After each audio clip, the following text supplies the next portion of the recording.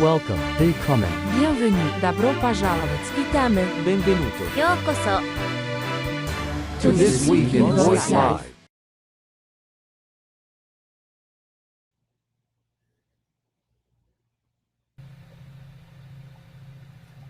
Emerson, how are you? Good morning, Bradley. I am fantastic. How are you doing? I'm doing good. We both are in different environments today. We are.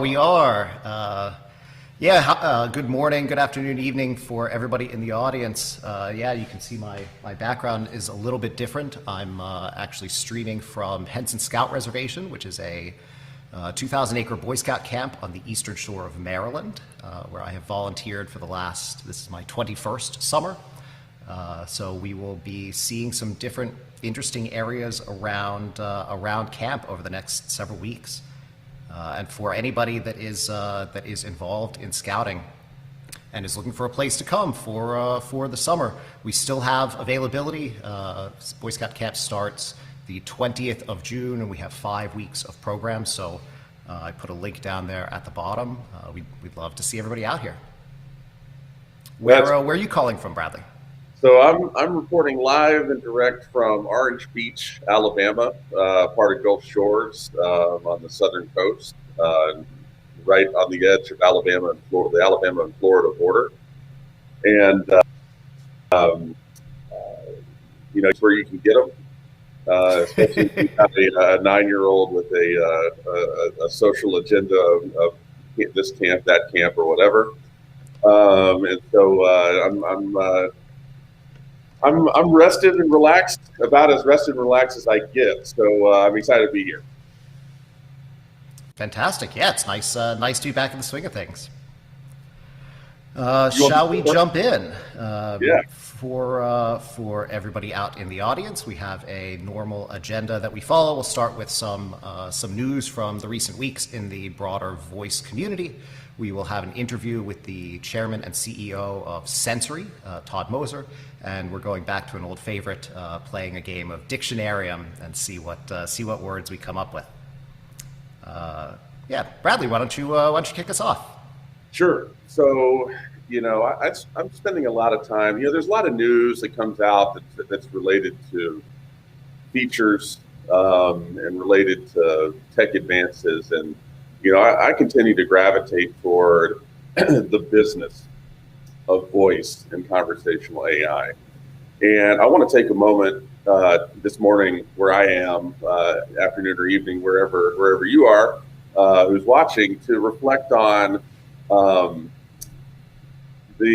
we're about to see in the space. So it was 3 years ago. I was at a voice event that we didn't do. Those do exist. And hard to believe. That's is that a good plug, by the way? I remember discovering this guy, and he was all kind of confused, and he was a little frustrated, and he was sitting at a table, and just started talking to him. Well, that guy was one of the chief principals of IDR&D. And they were just going with really figuring out who they wanted to be, and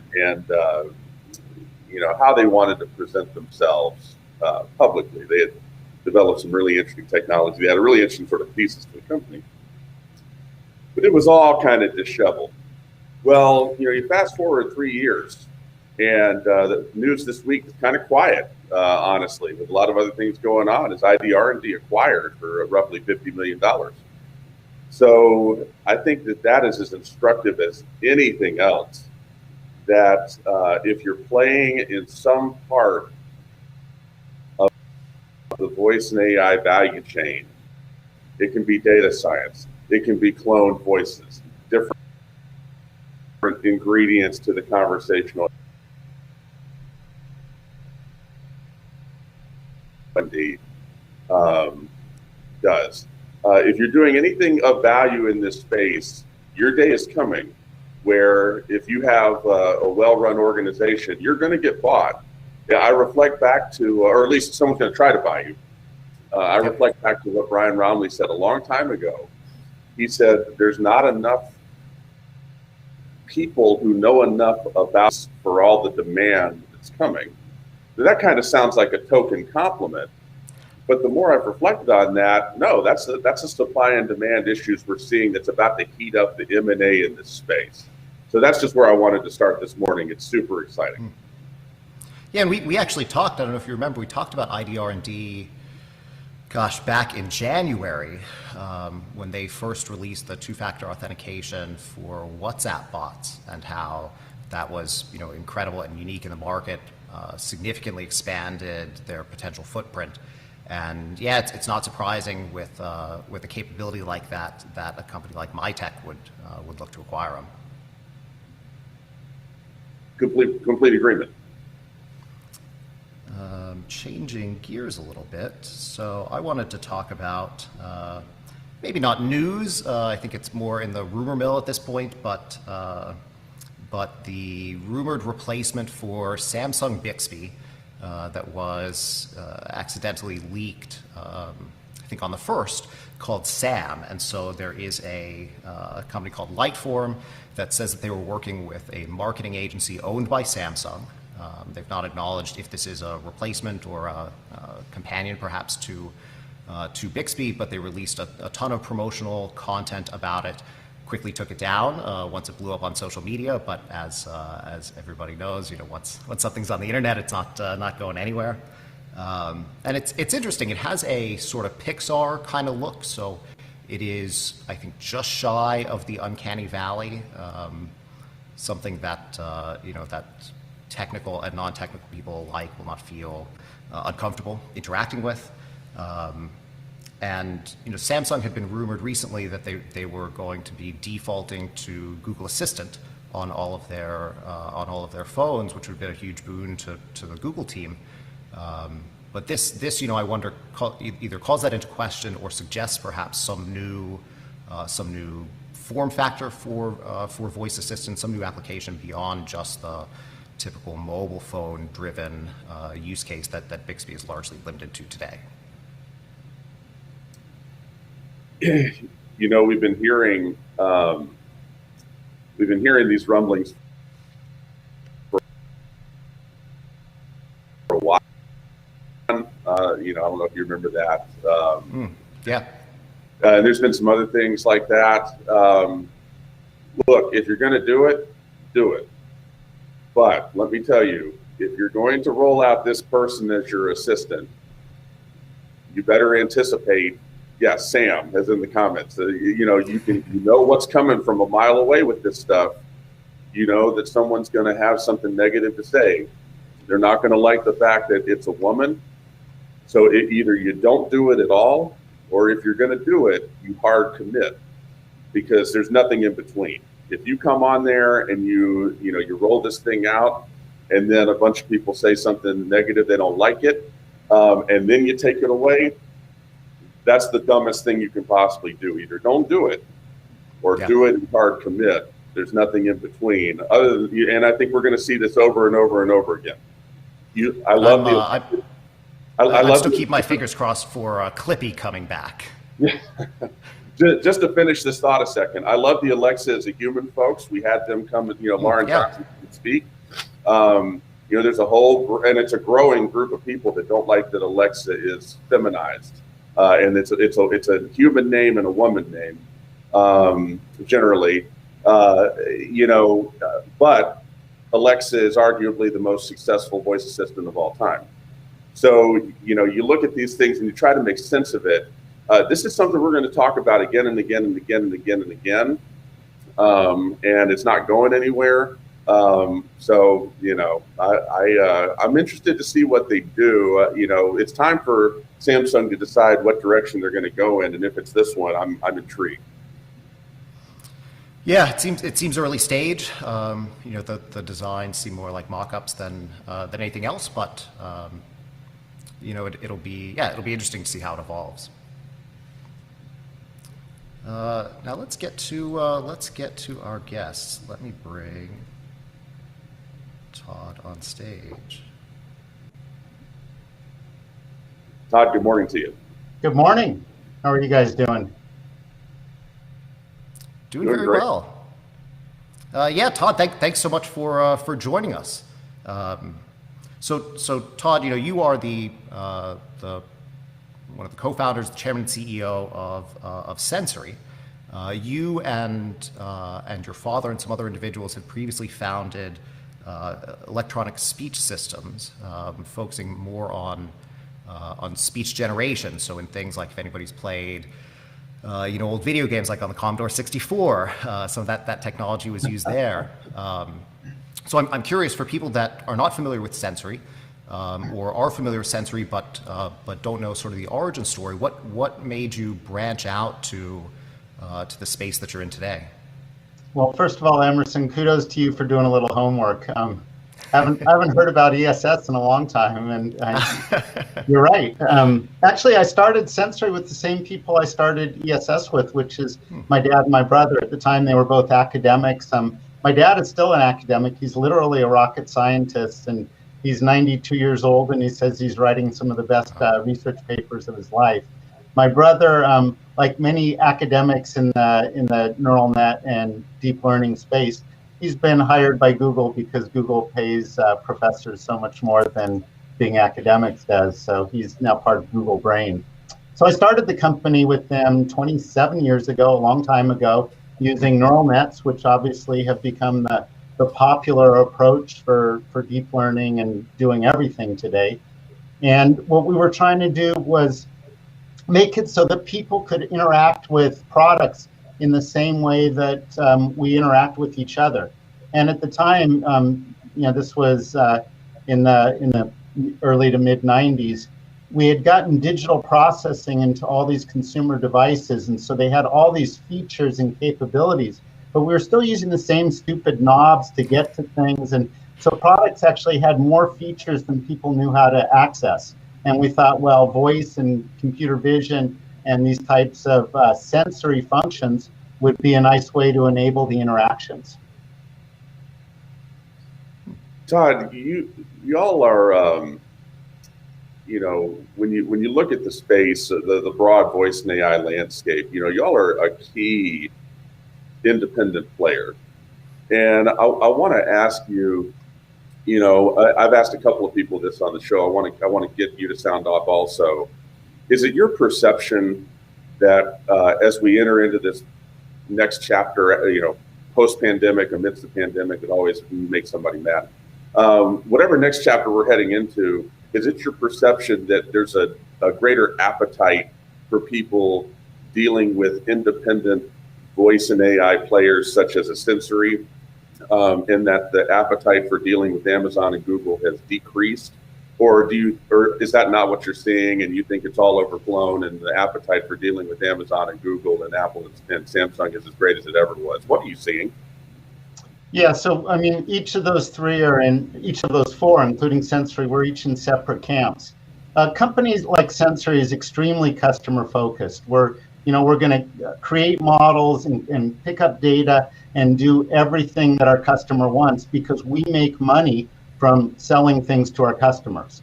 Now, there's advantages and disadvantages of that. We have a big privacy play by doing everything on device. A company like Google is more focused on advertising revenues, and they're focused on bringing people to their cloud.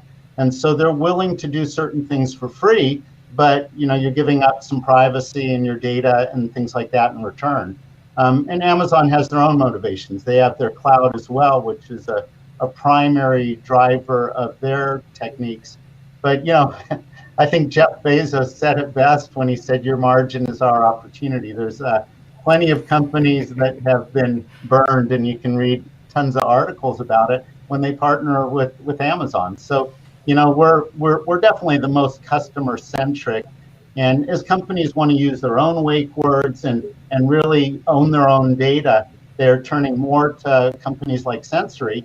But at the same time, I wouldn't say they're turning less to Google and Amazon because they're free, essentially. If you pay for their cloud services, you get their technologies, even if they're not exactly what you want and somewhat more generic. So we're seeing certainly a shift in our business. We've done business with everybody. So Google and Amazon and Microsoft and a lot of the big Chinese companies have come to us for certain technologies over the years. And we are seeing a shift that we're doing less business with them and more business with the mid-sized companies. Snap just released their goggles, and they're one of our partners, and Spotify is one of our partners. So kind of the billion-dollar companies are looking to bring more things in-house and have more ownership and more direct control without losing any of their data to somebody that might be a competitor. Now, that's interesting. Now, a lot of even big enterprises seem to struggle with just getting, a simple, like a topical Alexa skill out to market. And there was a lot of buzz about, about the custom assistants with Alexa, that you could have more control over the end-to-end process. But I see that as a big challenge. What types of expertise, what types of capabilities would an enterprise need to be able to leverage something like Sensory? Is it much more complex, much more technically challenging than traditional use of assistants? Is it guided by your team, perhaps? Yeah, that's a really good question. So historically, we really liked to work with these big companies that had speech teams, and then we could apply technologies and SDKs, and really smart people could take our SDKs and do great things. As the markets opened up and become broader, we're dealing with more companies that don't have teams of PhDs, and so we're trying to make our technologies more accessible. A good example is we rolled out something that we call Voice Hub several months back, and it's a tool. One of the most challenging thing is vocabulary creation, and doing it with high quality is very difficult.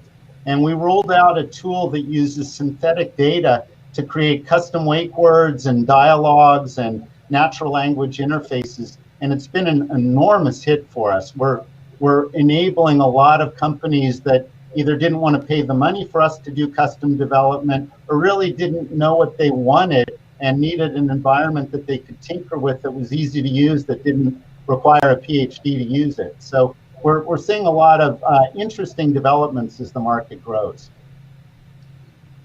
I want to get your thoughts on, so I asked you about one of the macro trends, which is kind of the evolving way we look at big tech. And I want to ask you about the other one while we got you, which is all the money coming into the space.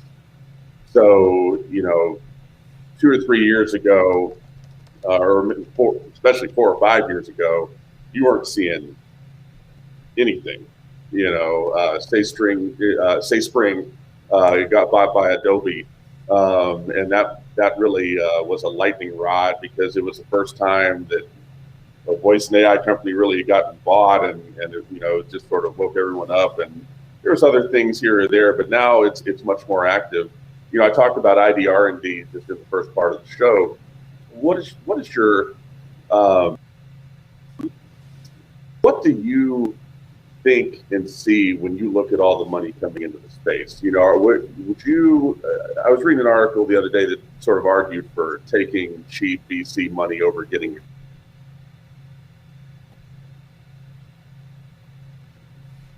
So you froze on me, Bradley, but I think I get the gist of your question.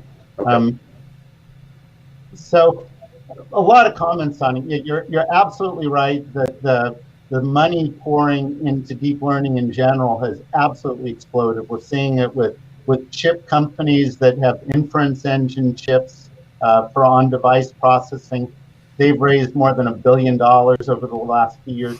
That is starting to sort of top out. But certainly, with SPACs and with consumer investments, I see it with my kids. They're much more into Robinhood and investing than I ever was at their age. And so I think there's just a lot more money being poured into the markets. And when that happens, the money needs to go somewhere. And so valuations are going up. You mentioned ID R&D, and I appreciate your covering them. They're a good company. Alexi's been in the industry probably as long as I have. So I'd probably I think he might come across as a little disheveled and whatnot as you described him, but he's a sharp guy. This wasn't his first play in the game, and it was. Oh, not yet, no slander. It was mostly a computer vision company, which is a big part of our business as well. So, we see both the voice sides and the computer vision sides of things. And, I get approached by VCs and investment bankers on a weekly basis. So there's definitely a lot of money being thrown around. We've kind of gone a weird route, which is we are profitable and we're not raising money. Congratulations. And it actually might be stupid because money is so cheap today that we probably could go out and become valued at $1 billion if we wanted to raise $100 million, but we haven't gone that route. Well, when someone comes along and buys you, don't forget about us little people. We knew you went. No, you are the big people, Brad. I've met you face to face. Well, we're grateful for you being here. And I've met Bradley about face to chest level or so. Yeah, actually, that's what I should say too. I'm 5'5", and you're what, a good foot taller than me, Brad? This means you hit your head on a bunch of stuff, Todd. All right, are you guys ready to play a little game?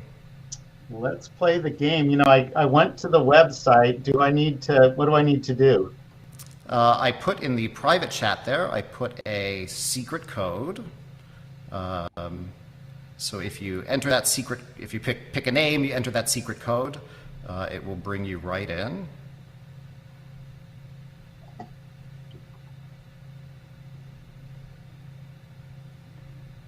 So it says, oh, I see.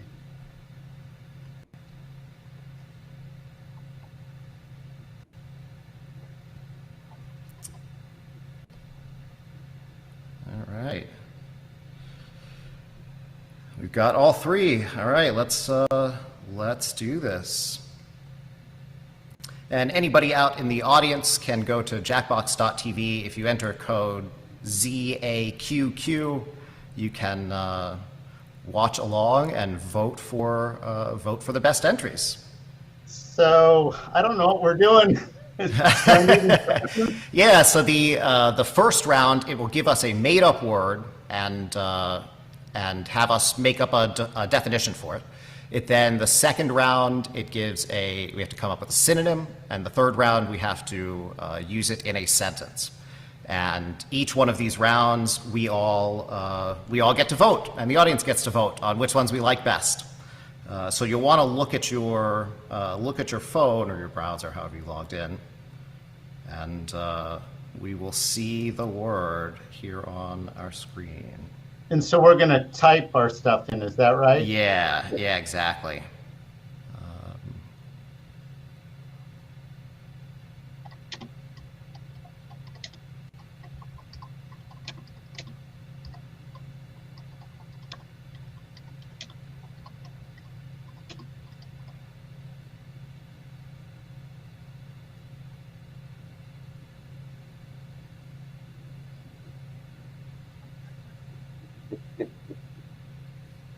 This game is always such a travesty.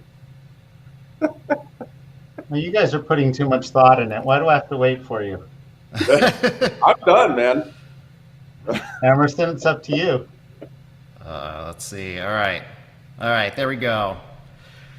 So the word is scundle. A large grouping of objects that smells bad. The smelly collection of laundry you bring back from one of Bradley's conferences. Oh, no, Bradley's and a bundle of skin skunks sold at market. All right, so now you can vote on your phone for which one you like.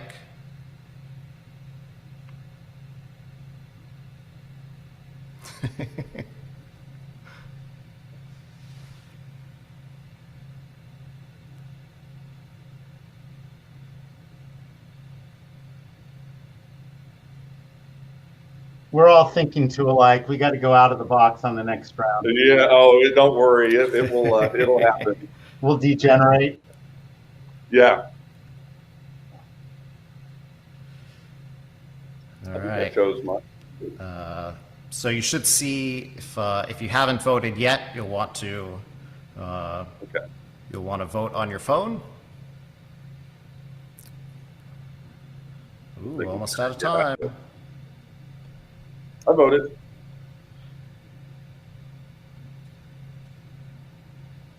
All right, let's see. Ooh. Uh-oh. Bradley's off to a lead. There we go. It evaporates quickly. Oh, no, I don't even have the lead. Oh, all right.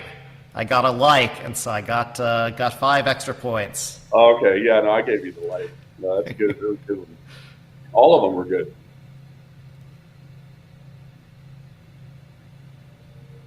All right, time for a synonym.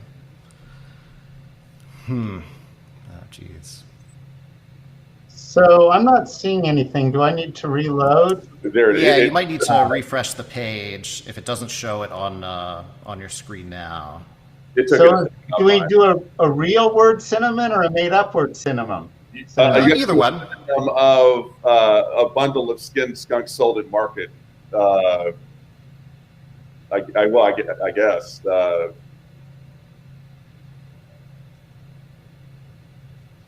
Oh yeah.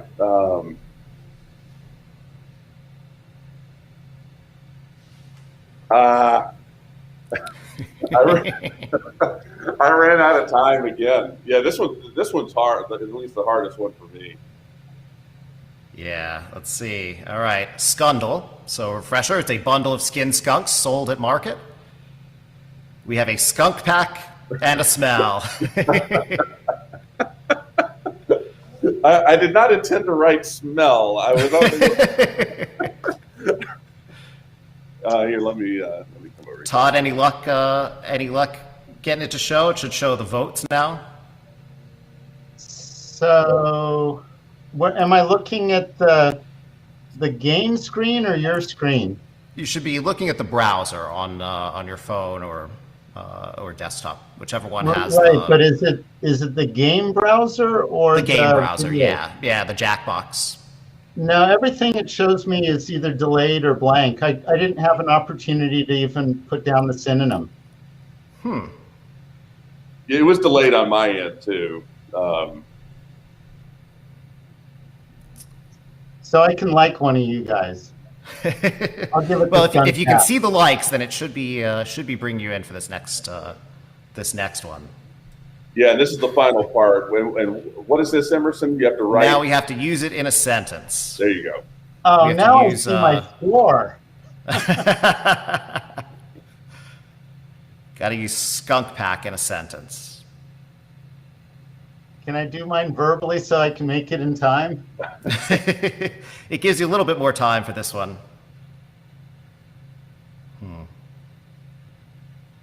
All right, definition for skunk pack. Okay. Or using it in a sentence, rather.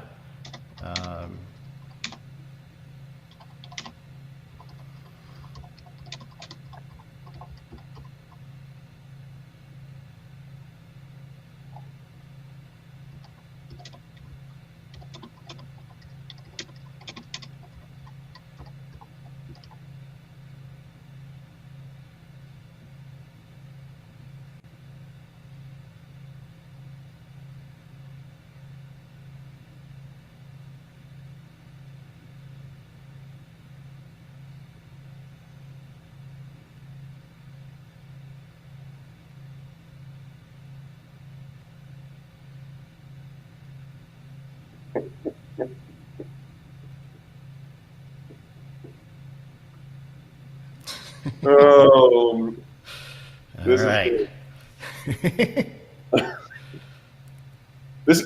Todd, this is where if my browser's not working or if I'm losing it, I take a shot at everybody. If AI takes over my job, at least I can feed my family with skunk packs. I thought I ended up winning Dictionarium, but all I ended up doing is hurling a skunk pack of expletives at my browser. I was walking to town and got a whiff of a skunk pack. All right, final voting. Those are good.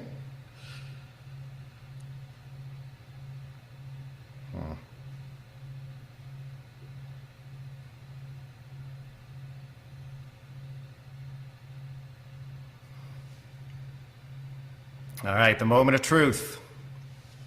This is a good game. We've done this a couple of times, and yeah, the browser hangs a little bit, but I like the concept.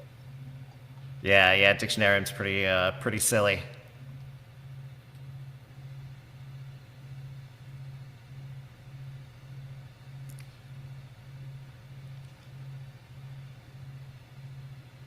We played this with a board game with my family where they give us a word. It's It's Oh. Oh. All right. Oh man. Coming down at the wire, Bradley. I think you got that one. Skunk Pack, a bundle of skins skunk I think sold I at voted market. for Todd's. Derived from Thank you, Skundle. Bradley. I'm glad somebody did. Oh, I didn't know it was yours. I just thought it was good. I think you two should have a little playoff, and I should go back to work. Let's see, final score. Oh man, yeah, not I think even close. The rare times they come. One of these days, somebody's going to dethrone Bradley from this game. Bradley, before I was on the show, I was warned that you like to defeat all contestants and submit us to mercy. Well, if this were Tetris, I would demand that. But in the other ones, I just kindly requested. Todd, we appreciate you being here, and we love what you're doing. What you're doing is great. You're the day of having sensory talked about in the first part of the show is coming. Thanks for your time and sharing it with us. Thank you, guys. Yeah, it's so great to speak with you. I've enjoyed being on it, and it's my pleasure to lose to you, Bradley. Jeez. All right, everybody out in the audience, thanks for tuning in, and we will see you next week. Have a great weekend.